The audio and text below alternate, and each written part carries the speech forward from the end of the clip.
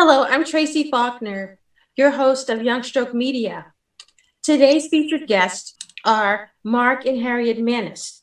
Mark is a 17-year warrior of ischemic stroke, and Harriet and dedicated caregiver. Thank you for being our featured guest of Stroke Focus Media. Mark, if you would please share with us about your medical journey. 2001 is a day I never forget. 6 years after the terrorist attacks, I was sent from the Walt Disney World Dolphin to Florida Hospital Celebration. And the reason for that was a carotid artery can't take it anymore and burst into spaghetti, with the result that I suffered a stroke. I spent in the hospital a week in a coma. When I came to, I was there along with my wife, my parents, and the rabbi's wife. I spent a day or two at Florida Hospital Celebration, followed by Florida Hospital Orlando, where I spent 6.5 weeks of therapy, after which I came home.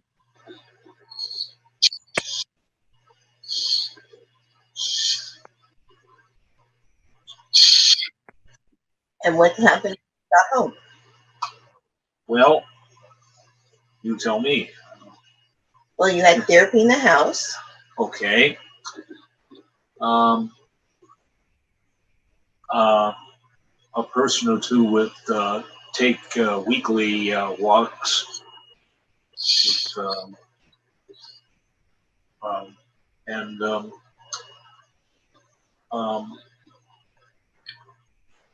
although my right side is paralyzed, my left side is okay. Excellent. What? Said excellent. Your left side. You said your left side's okay. Yes. My right side is paralyzed. Again, my right side is paralyzed. My left side is okay. And between swimming, supercell exercises, and a weekly Skype call to Israel every Sunday night, making progress every day.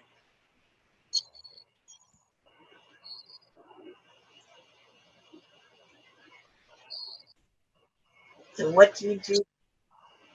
What do you do with your Skype calls to Israel? The Skype call was a guy named Alan Waterman. He works for a company called MetaTouch, which is based in Netanya, Israel.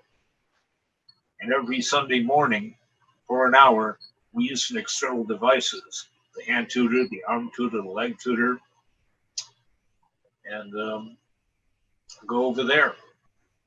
And what have you accomplished? Marvelous. Can you show Tracy what you've been able to do? Well, my right side with this link, I Yay! okay, You can move. you know, from nothing. Excellent. I'm so happy for you.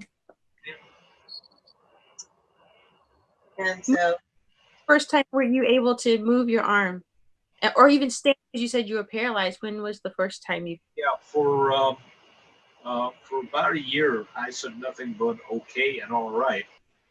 Okay. he has a severe aphasia too. Yeah. He's okay with scripting, reading from books and things like that, but spontaneous, it's a little tough sometimes. But once he got into rehab, he was able to walk a little bit. They let him go at walking 100 feet. Okay. With a hemi walker. Once he got home, we had home physical therapists for about 2 months. And the physical therapist that came to the house got him walking more than 100 feet and with a straight cane. Then he kind of went backwards because they put him into outpatient therapy and started back with a hemi walker. And after about 6 weeks of that, I finally was able to see a session because either I would drop him off And my mom and my stepdad, who were staying with us to help me, would pick him up. So I didn't always get all of the sessions in. I was able to see a session and said to the therapist, I have this prescription for a straight cane that his home therapist had given us, and you still have him on a hemi walker. So in that one session, one hour session, he went from the hemi walker to the straight cane, to a quad cane to a straight cane. And after that, they said, can't do much more, and let him go. And at the same time, a friend of ours who was a physical trainer asked if he could have a hand at trying to do some things. And he took Mark into his training studio and started working with him that way.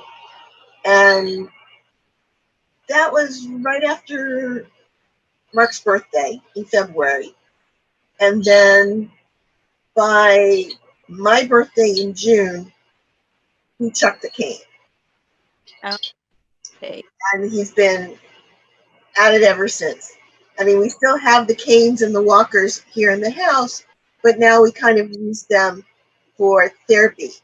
Like the cane is something to grasp onto and do some of his exercises with. And the same thing with the hemi walker. He's working on some balance, so he uses it just as a rest to balance on.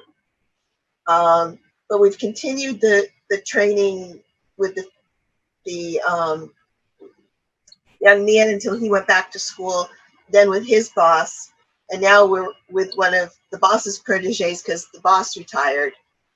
And so he's working out, and we've been lucky because of this. He's had no atrophy to his muscles, and he has learned to do a lot of things. The control that he's been able to bring with it, like his arm, like he showed you, was from the Meta Touch. That we started just over 5 years ago. We had tried a bunch of other things. Unfortunately, Mark's hand, when we were working on hand, is not like most people's, which is most stroke patients have their hands in a fist if they've got atrophy and, not atrophy, but some problems with their hand. Mark's hand is out flat. So all these devices that had springs didn't work on Mark. And I happened to see it on Facebook because I had put a like on a therapy that we tried just for his arm. And this popped up and it had no springs. And so I inquired about it, and we've been doing it ever since. We've done a video for them. The therapist has come here, and we've done Mark's done some marketing with him and things like that to try to bring this kind of therapy to the US, because it is pretty much standard of care in Europe and in Israel, but not standard of care here. They still consider it experimental. And it's been the only thing that actually has worked for him. Harriet, I will say to you that all stroke survivors need more Harriets just like you. So I commend you for your dedication in being an advocate, and of course being a support for your husband, and with the access, with just your researching and everything that you've done, you've made it life a lot easier for Mark. It has been. And I think because of my background in medicine, it made me know that, I knew what websites to go to or where I could go to get some of the information, which a lot of people unfortunately don't have. Support groups, up until about 4 years ago, when we got involved in Young Stroke, Mark used to say, I'm an only. And I understand. He basically felt like he was the only one with a right stroke, as he puts it. Um, and when we first went to the very first Young Stroke meeting, he realized for the first time he wasn't alone, because when he was in rehab, he was the youngest person on the floor. Originally, they wanted to put him in with a gentleman who was almost 80 years old. And then they realized that the dynamics of that was not going to really work for Mark, because what an 80-year-old stroke survivor wants and what a 46-year-old stroke survivor wants are two different things. Absolutely. And so he ended up being put by himself, but we managed to make sure that, friends came to see him. I was constantly there.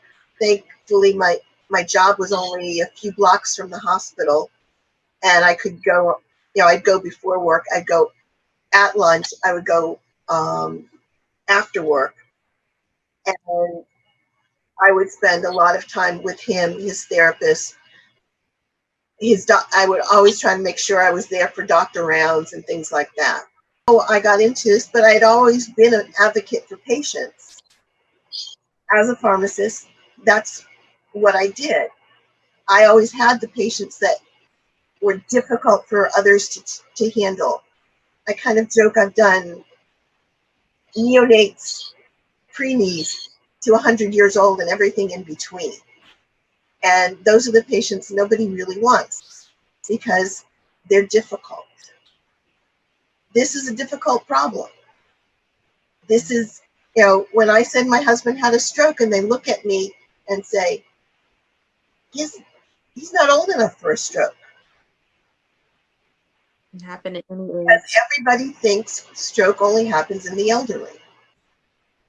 And through this, we found people our age, younger than us.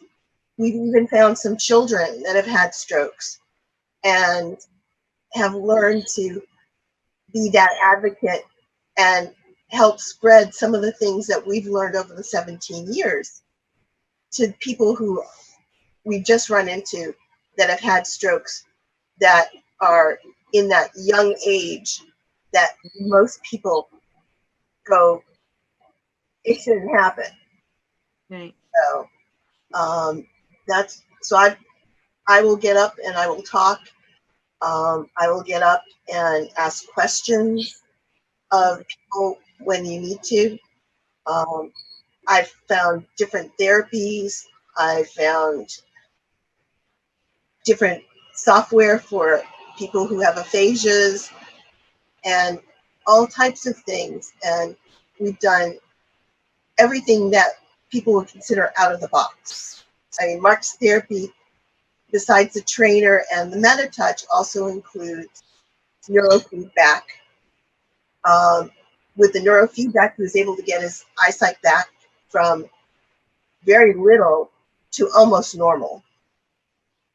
And so those are things that are out there that hopefully others can learn from and maybe try, and it might help them too. Because you can't guarantee every therapy is going to help everyone. But if you don't try it, you don't know if it's going to help. Oh, okay. I was just thinking, going through this journey from late 2016 until now, the reason I found out about Young Stroke was Amy and I are from the same hometown. Oh, okay. She was featured in the paper because she was about to travel to Europe. And for the World Stroke meeting? I'm not sure why she was going at the time. Oh, okay. I saw her name and I saw that she'd had a stroke when she was 42. And like, where has she been? Like during all of this. So I just found her online and found out that she was at a college in South Carolina. So I called the phone number and left a voicemail and she called me back. I was like, and then she starts telling me about everything. Like, wow, this would have, I'm glad I know you now. So here, because everything that we're doing here now is what I wanted to do being in brain aneurysm support groups. I am the youngest, and I did really well with my surgeries and with my recoveries, but a lot of it is because of my knowledge, you know, and I have friends that are in healthcare, so it was a lot easier, you know, for me. So a lot of things, I don't really, everyone else in the group is disabled or retired. I'm not. I'm trying to return to the workforce, but I'm just having to create a new life, a new career, use what I have, but in a different way. So I'm just so excited about And being. we actually met me. We met Amy in a kind of roundabout way.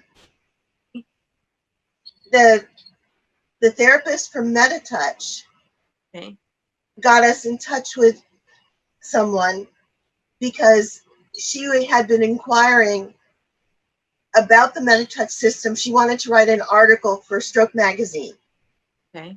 And she wanted the system to try and literally wanted it for free. Okay. And he said, well, I can't really do that, but why don't you talk to this couple? They live in Florida and they've had the equipment, and talk to them. So she and I talked, and at the end of the conversation, she goes, you need to meet Amy. And she got me in touch with Amy, and we ended up having a conversation on the phone, and it just clicked. And it was about 6 months before the first conference that she was going to run for Young Stroke. And I ended up being a moderator for one of the groups in that, for a movie review. Okay. And nobody showed up at my thing because she had wanted everyone to read the book. It was a book that was turned into a movie. So I was doing the book review and somebody else was doing the movie review. No one showed up to either one of ours because no one had a chance to read the book ahead of time. And so after the conference, I said, Amy, I'm willing to do this again next year, but next time I pick my own subject. And I said, there's so many things out there in pharmacy, you know, because I do his medicine box. Right. You know, but I know that there are stroke survivors out there that try to live on their own, or who have to live on their own because they don't have a caregiver or a support system. And so I started looking at all the apps that are out there because everybody has a cell phone. And most of them are getting to be, you know, everyone's having a smartphone. And I just went for the free ones. And I found a whole bunch of free ones and tried them out a little bit. You know, what could I put my meds in and keep track of my meds? Where could I do, you know, which ones were really good for putting doctor information in? Which ones had things where you could literally point for an aphasic who wants to say, they know their throat hurts, but can't say the word throat and hurts. So they can point here and and they could then point to that information for the doctor. Because I know right after about a month into my mom's visit, which was like 2 months after he got out of rehab, he ran a fever. And my mom said, he needs to go to the doctor's, but I don't feel comfortable going in with him. I said, I'll set it up. I'll come from work and meet you, but at least you can get him there and I can meet you. But if I had been late, she didn't really want to go into the room with him and he couldn't communicate what was wrong. So that's where I started looking for things. How can how can he help himself? And a lot of this was, unfortunately, before smartphones. Right. You know, so things have improved vastly over the last 17 years because technology has advanced so much in the last 17 years. Yes. I mean, their basic therapy, the speech therapist literally gave up on him because she would give him the worksheets of like a kindergartner, and he would be able to do them. No problem. He knew what a cat was. He knew what a dog was. But he couldn't totally put a sentence together. So, I said, try something. Mark was a radio DJ from the time he was 16 years old.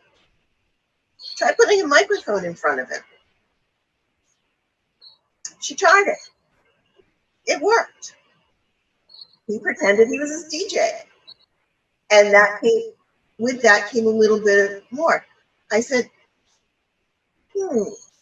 I've come home and he's been watching TV and he's watching the Spanish channel and listening to it in Spanish. Well, I knew he had studied Spanish in high school. She goes, oh, wonderful. I'm in the Spanish immersion class. Okay, try talking to him in Spanish. She tries talking to him in Spanish, and he answers back in fluent Spanish. So the aphasia is really only in his English. Okay. After his stroke, he had been a member of the choir at our synagogue, and he was our soloist, which really screwed up everything when he had a stroke because he had it on the Jewish holiday and was in the hospital for the whole Jewish high holiday season. But the following year, the friend who was playing keyboard for our group, because he lived right nearby, would bring his keyboard over, and he would work with Mark during the week. And that following year, Mark was back doing his solos. It didn't affect his ear for the music. It didn't affect most of, I had to work on his pronunciation a little bit in the beginning, but he started getting back into the swing of things. So, they're just practice. Works on some things. But what I found with exercise, if you tell a patient to do this 10 times every hour, they'll do it when they're sitting in front of you, but they're not going to do it when you're not there. Think about it. It's boring. They won't. But 5 years after starting Meditouch, he still comes in and says, I want to do Meditouch. That says a lot about a therapy, because no matter how much somebody is willing to do, they're going to, most of the time they do get bored from it. And if you can keep them from being bored, then you can get them to do it. And that's part of the thing is, once everybody says, oh, after a stroke, 6 months, a year, and if you don't get it back, you're not going to get it back. He's 17 years. He's still getting it back. So all of this preconceived notions of 6 months to a year is really fake. The neuroplasticity that no one believed existed really does exist. And we just didn't see it in our elderly because neurons and everything regrow at such a slow rate. They were dead before you start seeing anything, unfortunately. But in the younger people, we've got time. We've got time to retrain. And the younger you are, the more you can retrain. So You know, you want to say anything? Not much. Harriet, if I may ask, where was the brain injury? His carotid dissected, his left carotid dissected, which affected his right side. And I am not totally convinced that the damage was really from the dissection, because he went in, as he said, he worked for Disney World. He was in one of the hotels. He worked in the audiovisual department setting up, and he was at lunch. So he was with people, and they were able to get the ambulance there quick enough. They literally called saying, he's here, he can have TPA. Do you want me to give him TPA? And the doctor started to explain. I said, don't worry, I'm a pharmacist. Oh, okay. Do you want TPA? I said, yes. After his dose of TPA, he was actually moving all of his arms and legs and talking normally. 24 hours after the TPA, his brain started to swell, which is a known side effect of TPA. And as he puts it, he was in a coma for a week. He was literally put into a drug-induced coma for 3 days. And each day he was brought out for a short period of time to see what was going on. And on the 4th day, they literally brought him out of the coma. And that's when the damage really showed up on his right side. So I'm not sure if it was the TPA, the stroke, or the side effects of the brain swelling from the TPA that really caused the damage. But that's where his stroke was. It was a left carotid dissection, which they still have no idea why, how it was caused, whether it was truly a clot, or was it just an aneurysm.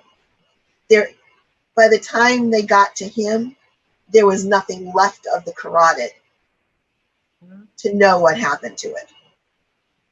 It blew out that badly.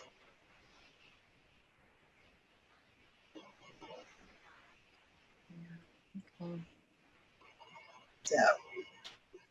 So we're talking 2001 to now 2018. We've seen the advances with technology, also the advances with the medications too.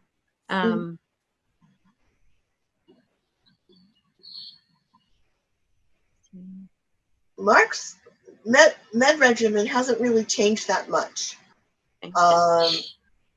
Marc, before the stroke, he wasn't hypertensive, he wasn't a diabetic, he wasn't overweight. So a lot of the normal causes really weren't his. They barely put him on any medication when he was first discharged other than an aspirin. And they literally, 6 months after his stroke, he had a seizure. And we put him on Dilantin for several months, and then we switched him over to Keppra. And he's been on Keppra ever since without any seizures. So that he's on, we have him on an ACE inhibitor, but that's just to make sure his blood pressure doesn't go up. It's more of a preventative for a future stroke than anything, because he's really not hypertensive. And other than that, and antidepressants, because this is definitely a life-changing event, that depression is very common. He's really not on a lot of medications. We do a lot of vitamins and other supplements to make sure that he stays healthy. And he really, in the last 17 years, he really hasn't been that. I think he's had a couple colds and a little bit of a flu, I think, one year, but that was about it. For a little while, he was driving, and he did get into a small fender bender with a light pole, and he spent a day or two in the hospital. But other than that, that was it. So he's relatively healthy Right. for someone to have something like this happen to him. Right. I mean, his cholesterol is rock bottom. And so it's like, okay, he doesn't fit a lot of the preconceived Risk factors. stroke. You know, I kind of joked in the beginning. It was like, okay, risk factors for stroke. We learn them in school. And, you know, major, first one, yeah, he's male. Can't change that one. But nothing else fit. He was under 50. He wasn't overweight. He wasn't hypertensive. He didn't smoke. He didn't drink. He wasn't diabetic. It's like, why did it happen? Nobody knows. Mm-hmm. You know, he was a jogger. You know, he's a ham radio operator, so he used to climb friends' towers to put up extra height and things like that. He was the one who used to get on the roof and clean the roof. Not so much at our house because we don't have a lot of trees that shed, but at his parents' house, because they had a lot, he would be the one getting up and cleaning the roof for them. This wasn't somebody who sat around and did nothing. So, and working at Disney, he was running around all the time and crawling and on the floor. And that was the biggest thing, was not being able to go back to work because the restrictions that were put on him were that he couldn't crawl on the floor, because not so much that he couldn't crawl, but he couldn't get back up. He would get down, but he couldn't get back up. He wasn't allowed to lift more than 25 pounds. And Disney said, oh, well, we can't use you. And that was the end of it. Then they tried to say, oh, well, we'll try to put him into a new job. And they said, busboy. They said greeter and a clerk in a shop. And I looked at them because I had driven him down for his interview and said, A, none of those are equal pay. B, how do you expect somebody who at that time was still wearing his brace to stand out in the Florida heat, greeting people, or standing in a shop to run a cash register if he can't sit? You know, he needs to be able to sit down because he tired too easily. And the same thing with bussing tables. How do you expect him to bus a table with one arm? So these were not relevant things for him to be able to do. He's tried to go through vocational rehab here, and they've all given up on him. But I know that he's capable of doing a lot of things. So he still uses his radio. He a phenomenal memory for radio stations, TV stations, songs. You know, he's one of those people who, if you go on a cruise and they have like name that tune, he can do like one or two notes. You know, these are things that I've tried to get him to be more active in, but the problem is, the old radio DJ where you have to speak spontaneously doesn't really work right now. Could he play records? Sure. Could he play music? Yeah, he can flip the buttons and do that. But, the common pattern that most DJs have still is not something that's common for him. But he volunteers at his ham radio conventions, usually in the ticket booth, because that way he's not tripping on people, tripping because people are bumping into everything.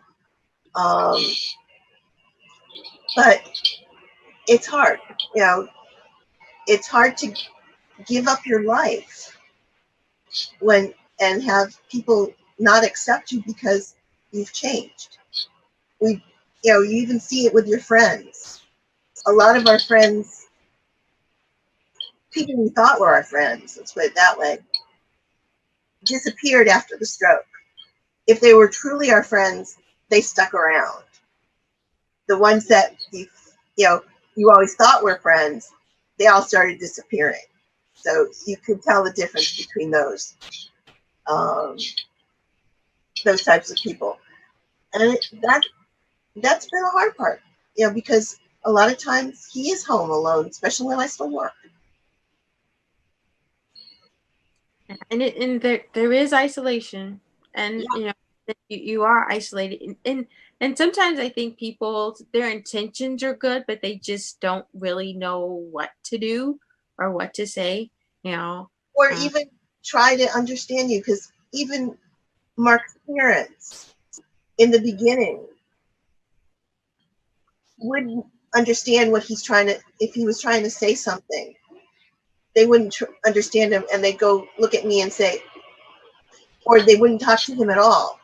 I mean, I was telling a friend yesterday about an incident with the first neurologist we had once he was discharged from the hospital. And the doctor came into the room, and I introduced Mark and myself. And once he found out that I was a pharmacist, he talked to me and didn't realize that, pretended like Mark wasn't even in the room. And I'm like going, excuse me, he's the patient, not me. You have to talk to him.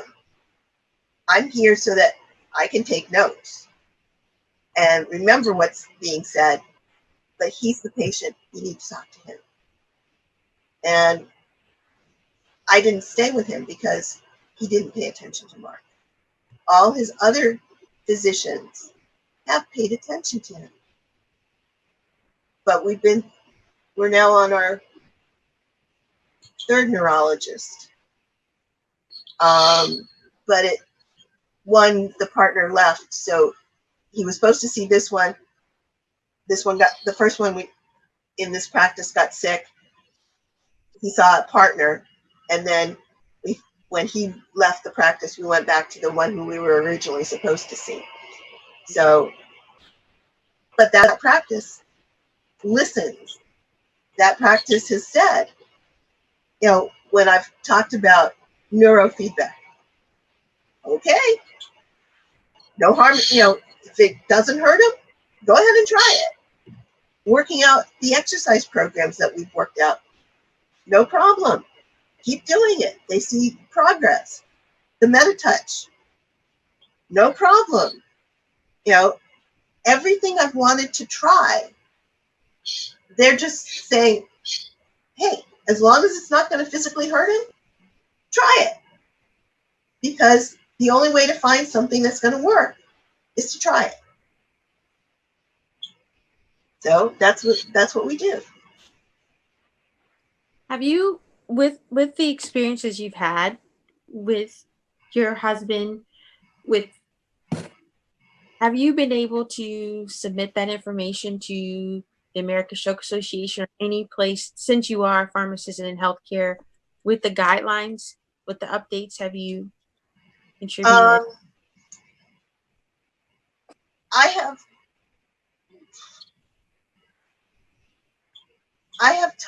we have talked to Americans, to like Stroke Smart and Stroke Magazine. We Okay. have had articles written about some of the things that we do. Okay. As to guidelines, no, because no one's really going after guidelines other than our lovely physician friends. And they're still kind of stuck. I mean, I hate to say it, they're kind of stuck in the old way of thinking because they still, a lot of times, don't realize that young people have strokes. It, you know, it may only be 30% of the people, but 30% is still a large number. It is. And that is what the problem is they're still stuck on the 60 to 70% that are the over 65 stroke, and not so much on the younger strokes where they don't know the reasons. I mean, we went to a lecture on carotid dissection at the first Young Stroke meeting, and literally they were saying, we don't know why it happens. You know, you hear sometimes, oh, it was because I went to the hairdressers and stretched my neck back, and that's why my carotid burst. Not really. You may have had a weakening that procrastinated. We had a friend that died shortly after we got married. It was the only non-family member in our wedding who was in a fender bender and came home. We think he had whiplash. Came home, lied down, and never woke up. They assumed it was, something maybe related to the accident, maybe not, but no one really did any type of medical, or if they did, we never found out about it from his dad or his girlfriend at the time, whether or not he may have had a carotid dissection, which a lot of people, when they have it and don't seek medical attention right away, don't survive. One of the things we say with Mark was because his was at lunch.